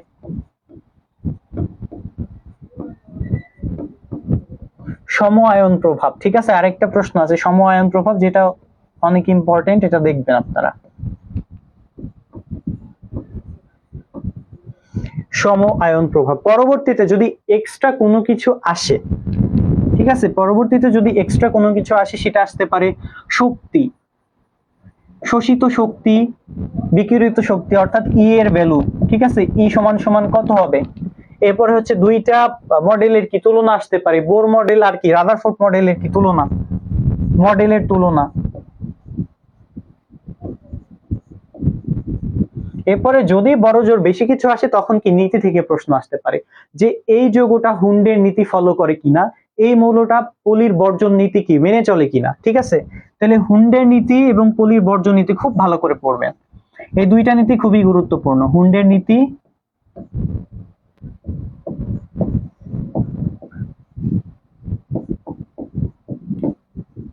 বর্জন নীতি। তাহলে এই প্রশ্নগুলা হচ্ছে কি আমার খুবই গুরুত্বপূর্ণ, এই প্রশ্নগুলা কি খুবই গুরুত্বপূর্ণ, ঠিক আছে। এগুলা খুব ভালো করে হচ্ছে কি আপনারা ট্রাই করবেন। তাহলে কোয়ান্টাম সংখ্যার মান হিসাব করে মোট অরবিটাল সংখ্যা অথবা ইলেকট্রন সংখ্যা কি নির্ণয় করো। এরপরে হচ্ছে আপনার দেখেন বর্ণালীর মোট তরঙ্গ দৈর্ঘ্য বর্ণ কেমন হবে এইটা তুমি কি বের করে দেখাও। ক্যাটায়ন অথবা কি অ্যানায়ন শনাক্তকরণ নির্ণয় করো, বা ক্যাটায়ন কিভাবে আমি শনাক্ত করব, পটাশিয়াম অ্যান্টিপাইরোমোনেট দ্বারা না হচ্ছে কি অক্সালিক অ্যাসিড দ্বারা অথবা হাইড্রোক্লোরিক অ্যাসিড দ্বারা কি দ্বারা শনাক্ত করব, সেই শনাক্তকরণের বিক্রিয়া সহ কি লিখতে হবে। অর্থাৎ আপনাদের যেটা হচ্ছে কি প্র্যাকটিক্যালে থাকে, তাই না, যে এই ক্যাটায়নটা কি শনাক্ত করো, এই অ্যানায়নটা কি শনাক্ত করো, আপনারা প্র্যাকটিক্যাল বুকে লিখে থাকেন তাহলে বা প্র্যাকটিক্যাল খাতায় লিখে থাকেন, ওইটা কি সরাসরি কিন্তু বোর্ড প্রশ্নে আসছে। আপনারা আজকে গিয়ে হচ্ছে বিভিন্ন বোর্ড প্রশ্ন চেক করবেন, তাহলে চেক করে হচ্ছে আপনারা দেখবেন ওখানে বোর্ড প্রশ্নের মধ্যে কিন্তু কি এরকম ধরনের কি প্রশ্ন আছে। পরবর্তীতে হচ্ছে কি দ্রাব্যতা নির্ণয় করো, এরকম যে দুইটা পাত্র দিয়ে দিছে, ওই দুইটা পাত্রে কি দ্রাব্যতা নির্ণয় করো, অথবা কি মোট ঘন মাত্রা নির্ণয় করো, এই এ আয়নের ঘনমাত্রা কি হবে অথবা বি আয়নের ঘনমাত্রা কি হবে, এই ঘনমাত্রাগুলো নির্ণয় করো। দ্রাব্যতা গুণফল অর্থাৎ কেএসপি এর কি মান নির্ণয় করো, কেআইপি অথবা কি আয়নিক গুণফলের মান কত হবে সেইটা কি তুমি বের করো। এরপর হচ্ছে সম আয়ন প্রভাব, যে উদ্দীপকের মৌল দুটির ক্ষেত্রে সম আয়ন প্রভাব বের করো, যে হচ্ছে কি তাপমাত্রা বাড়লে কি হবে, তাপমাত্রা কমাইলে কি হবে, এরকম ধরনের কি প্রশ্ন খুব ভালো করে পড়বেন। পরবর্তীতে আসছে হচ্ছে কি শোষিত শক্তি এবং কি বিকিরিত শক্তি, অর্থাৎ ইলেকট্রন একটা শেল থেকে, মনে করেন ইলেকট্রন একটা শেল থেকে আরেকটা শেলে কি লাফিয়ে চললো, তো এই লাফানো শক্তির পরিমাণ হচ্ছে কি E1 মাইনাস E2, অর্থাৎ মোট শক্তি বা ই এর ভ্যালু হচ্ছে কি তুমি বের করো। শোষিত শক্তির পরিমাণ কত হবে, বিকিরিত শক্তির পরিমাণ কত হবে, অথবা তরঙ্গ সংখ্যাও আসতে পারে, যে তরঙ্গ সংখ্যা কতটা হবে নির্ণয় করো। ঠিক আছে, এরপরে মডেলের তুলনা, রাদারফোর্ড মডেলের তুলনা ক্লাস কি 7-8 থেকে হচ্ছে আপনারা পড়ে আসছেন, তাই না, ক্লাস 6 না 8-9-10 এই তিনটা ক্লাসে ছিল, যে বোর পরমাণু মডেল এবং রাদারফোর্ড পরমাণু মডেলের মধ্যে কি তোমরা তুলনা করো, যে বা সীমাবদ্ধতা, বোর পরমাণু মডেলের সীমাবদ্ধতা কি ছিল বা রাদারফোর্ড পরমাণু মডেলের সীমাবদ্ধতা কি ছিল, এইগুলা ব্যাখ্যা করো, তাই না। পরবর্তীতে হচ্ছে আমাদের যে এটা বেসিক, অর্থাৎ যেটা দ্বারা হচ্ছে কি আমরা গুণগত রসায়ন শুরু করি বিভিন্ন নিয়ম দ্বারা, যে পল্লীর বর্জন নীতি, কুন্ডের নীতি, তারপরে হচ্ছে কি আউটবাউ নীতি, তাহলে এই নীতিগুলো হচ্ছে খুব ভালো করে পড়তে হবে। দেখা গেছে একটা মৌলের ক্ষেত্রে কি সব ক্ষেত্রে কি কোয়ান্টাম সংখ্যার মান কি একই হইতে পারে না, তাই না, এক্ষেত্রে কি স্পিন একমুখী হয় বা স্পিন বিপরীতমুখী হয়, অথবা কি চারটা কোয়ান্টাম সংখ্যার মান কখনোই হবে না, অথবা সর্বনিম্ন শক্তি স্তর থেকে সর্বোচ্চ শক্তি স্তরের দিকে কি আস্তে আস্তে যাবে, বা সর্বোচ্চ শক্তি স্তর থেকে সর্বনিম্ন, অর্থাৎ এই যে বিভিন্ন নীতিগুলো আছে এই নীতিগুলো হচ্ছে কি খুব ভালো করে পড়তে হবে। এখন কথা হচ্ছে এই নীতিগুলা থেকেও কি ব্যাখ্যা আসে, ঠিক আছে, যে কেন হইল না, E1 এর ভ্যালু কত, তাইলে সর্বশেষ চারটা কোয়ান্টাম সংখ্যার মান কেন এক হবে না, এইটা তুমি দেখাও। এরকম করে কি হয় আমাদের কি প্রশ্নে হচ্ছে কি ব্যাখ্যা চায়, তাহলে এই ব্যাখ্যাগুলো হচ্ছে কি আপনারা খুব ভালো করে পড়বেন। ঠিক আছে, আশা করি এইগুলা অথবা এই টাইপের যদি আপনারা প্রশ্ন সলভ করেন আশা করি আপনারা কমন পাবেন, এর বাইরে আসবে না, এর বাইরে হচ্ছে কি আপনারা পাবেন না। সুতরাং এই প্রশ্নগুলাই আপনারা কি করবেন, বারবার রিভিশন করবেন। ঠিক আছে, বারবার রিভিশন দিবেন, বারবার রিভিশন দিতে হবে। ওকে, সেই সাথে এই অধ্যায় ভিত্তিক যে এমসিকিউ গুলো আছে, অধ্যায় ভিত্তিক যে আমাদের এমসিকিউ গুলো আছে, এই এমসিকিউ গুলো হচ্ছে খুব ভালো করে কি সলভ করতে হবে, এমসিকিউ গুলো খুব ভালো করে সলভ করতে হবে। ঠিক আছে, আর হচ্ছে আপনারা হচ্ছে যেহেতু আমরা কিন্তু প্রতিদিনই আপনাদের সাথে হচ্ছে যুক্ত থাকবো কর্নিয়ার পেজে, আমাদের বিভিন্ন শুধুমাত্র কেমিস্ট্রি না বা শুধুমাত্র ফিজিক্স না, যত সাবজেক্ট আছে এইচএসসি সাবজেক্ট গুলা, স্পেশালি সায়েন্স, আপনারা কিন্তু খুব ভালো করে আমাদের ক্লাসটি হচ্ছে কি লাইভে দেখতে পারবেন। সুতরাং এরকম যদি আপনারা আরো ক্লাস দেখতে চান অথবা এনজয় করতে চান তাহলে হচ্ছে আর বেশি সময় কিন্তু নাই, ঠিক আছে, অতি সত্বর হচ্ছে কর্নিয়ার পেজে হচ্ছে আপনারা ভর্তির জন্য যোগাযোগ করতে পারেন। ওকে, তাহলে কোন কোন ধরনের প্রশ্ন আসতে পারে বা কেমন ধরনের প্রশ্ন আসতে পারে, কিভাবে লিখলে বেশি নাম্বার পাওয়া যাবে, এই গাইডলাইন কিন্তু এখানে দেওয়া হয়। সুতরাং আপনারা দেরি না করে যত সম্ভব, মানে তাড়াতাড়ি সম্ভব তত তাড়াতাড়ি হচ্ছে এনরোল করে ফেলুন। এরপরে হচ্ছে আপনাদের জন্য হচ্ছে আমি কিছু প্রশ্ন রাখছিলাম, যে এই প্রশ্নগুলো হচ্ছে আপনারা একটু ট্রাই করবেন, তো আমি একটু হোল্ডে রেখে রেখে হচ্ছে আপনাদেরকে 2টা বা 3টা প্রশ্ন দেখাচ্ছি। ঠিক আছে, এই প্রশ্নটাও কিন্তু আগে যে আমরা প্রশ্নটা সলভ করলাম ওটার মতো সিমিলার।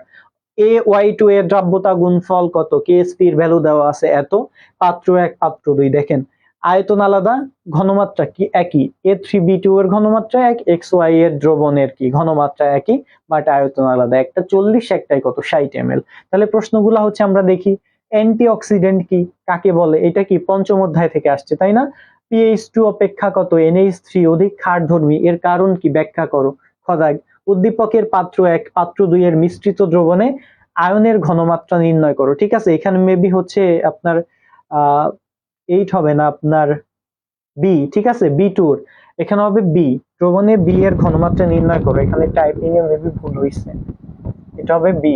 ঠিক আছে, এর ঘনমাত্রা কি নির্ণয় করো। ওকে, উদ্দীপকের পাত্র 1 ও পাত্র 2 এর মিশ্রিত দ্রবণে এ ওয়াই এর অধক্ষেপ পড়বে কিনা গাণিতিক ভাবে বিশ্লেষণ করো। তাহলে এ ওয়াই এর অধক্ষেপ পড়বে, আগে একটা ম্যাথ করাইছি, এরকম করাইছি না, যে অধক্ষেপের শর্ত, যে কেআইপি যদি কেএসপি এর চেয়ে কি হয়, বেশি হয় কেআইপি এর ভ্যালু, তখন কি অধক্ষিপ্ত হবে, যদি কম হয় তখন সেইটা হচ্ছে কি অসম্পৃক্ত দ্রবণ, তাই না?